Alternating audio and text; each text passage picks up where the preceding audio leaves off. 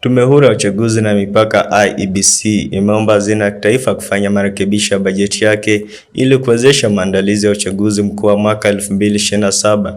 Tume hiyo ilihitaji shilingi bilioni 74.8 kwa maandalizi hayo, lakini hadi sasa imeidhinishiwa shilingi bilioni 41.3 pekee, na hivyo kusalia na nakisi ya shilingi bilioni 33.5. Katika maandalizi ya uchaguzi huo, IEBC inapanga kuongeza idadi ya vituo vya kupigia kura kutoka 1046 vilivyokuwepo mwaka wa 2022 hadi 1055 mwaka wa 2027. Tume hiyo pia imeweka mkazo katika matumizi ya teknolojia ambapo shilingi bilioni 9.3 zimetengwa kwa ununuzi wa vifaa vipya vya KIMS vitakavyochukua nafasi ya vifaa vya zamani zaidi ya 1045 huku vifaa vingine 5000 vikitengwa kama akiba ya dharura.